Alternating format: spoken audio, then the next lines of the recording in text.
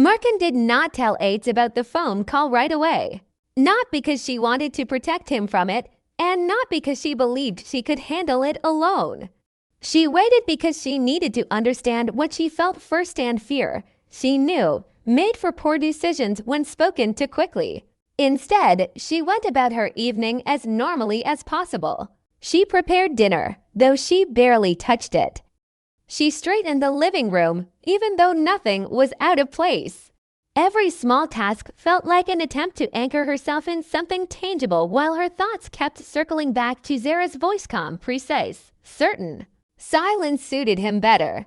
Merkin hated how easily the words tried to take root. When Ates finally came home, it was later than he had said. His jacket was slung over his arm, his expression tired but alert, as if the day had required more vigilance than usual. "You're late," Merkin said gently. He nodded. "I know." They stood in the hallway for a moment, both sensing the distance that hadn't been there the night before. Not distance from each other, but from the fragile calm they had built. "It's," Merkin said, before he could retreat into routine, "we need to talk." He looked at her carefully. "Is something wrong?" She took a breath. "Zara called me." The effect was immediate. Ates' posture stiffened, his jaw tightening in a way Merkin recognized too well.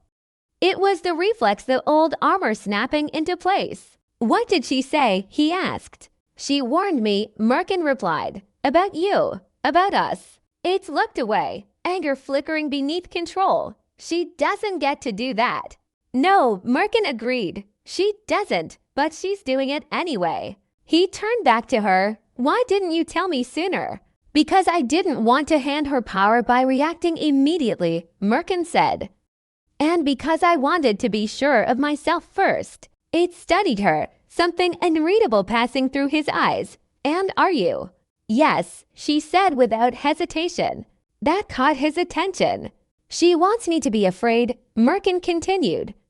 "To doubt you, to believe that opening up was a mistake." "And did it work?" Ates asked quietly. Merkin stepped closer. "No." The word was simple, but it landed heavily. "She's escalating," Ates said, more to himself than to her. "This is what she does when she feels control slipping."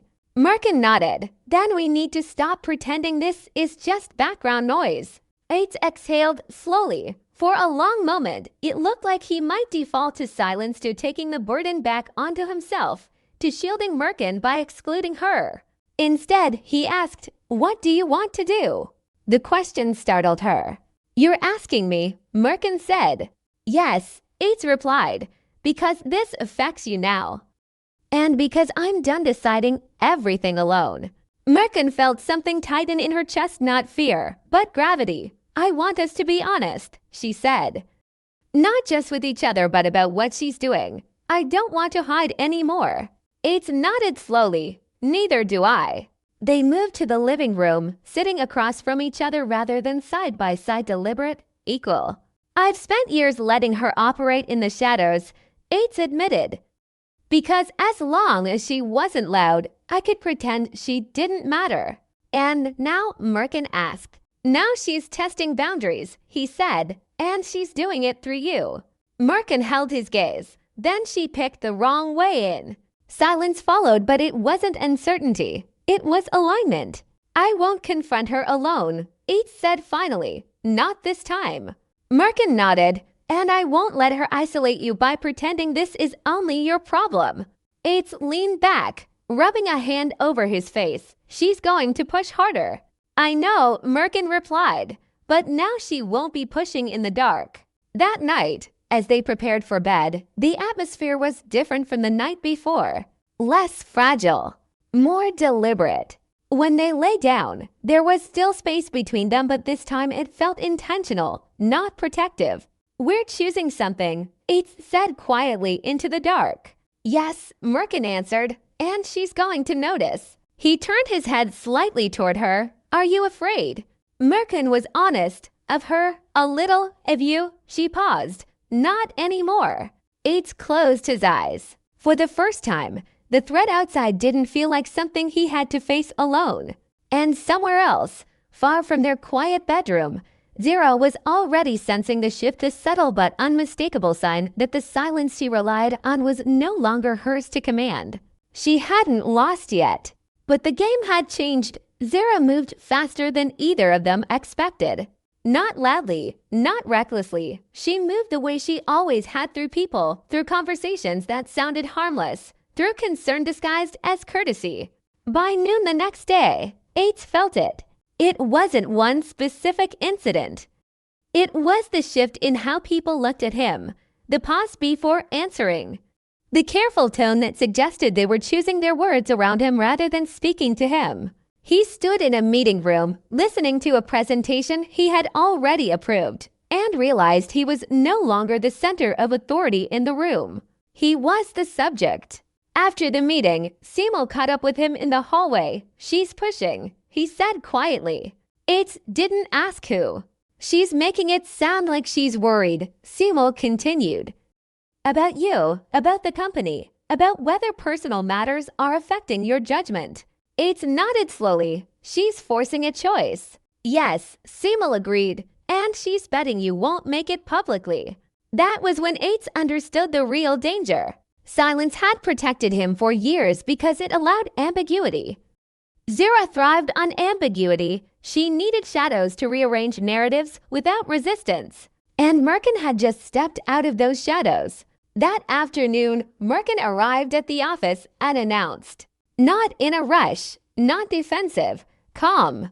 The receptionist looked surprised, but said nothing. Word traveled faster than footsteps. Ates saw her from his office window and felt something tighten, not fear, but awareness. This was no longer theoretical. This was visible. She knocked once before entering. "You shouldn't be here," he said quietly. "I know," Merkin replied. "That's why I came." She closed the door behind her. "She's escalating." "So am I," Ates said. Merkin met his gaze. "Then don't do it alone." There was no argument left to make. They walked into the main conference room together. The room fell silent almost immediately. Conversations stopped mid-sentence.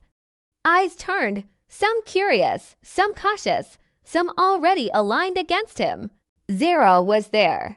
She stood near the window, composed, elegant, wearing concern like a perfectly tailored coat. When she saw Merkin, her expression flickered just once. Surprise, then amusement. "Well," Zara said smoothly, "this is unexpected." It spoke before Merkin could. "This ends today."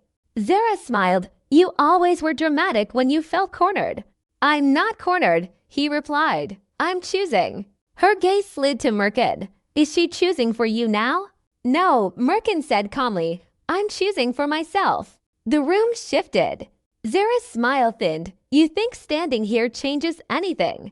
"Yes," Merkin answered. "It removes your favorite weapon." "And what's that?" Zara asked. "Whispers," Ates said, "and the assumption that I'll stay quiet." Zara studied them both now, measuring, recalculating. "You're making this bigger than it needs to be." "No," Ates replied. "You did that when you involved my wife." That word wife landed like a final decision. Zara's eyes hardened. "You'll regret this."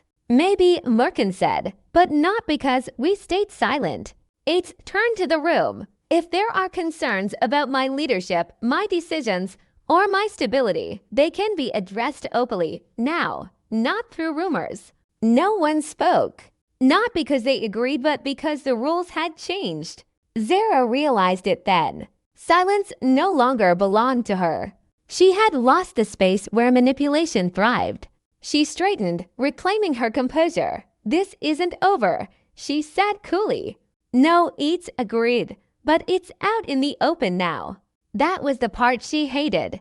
Afterward, as the room slowly emptied, Merkin and Ates stood side by side, not touching, not performing unity, simply existing in it. "That was risky," Ates said quietly. "Yes," Merkin replied, "but necessary." He looked at her. "You knew she'd push back harder." "I know," she said, "but now she can't pretend she's protecting you."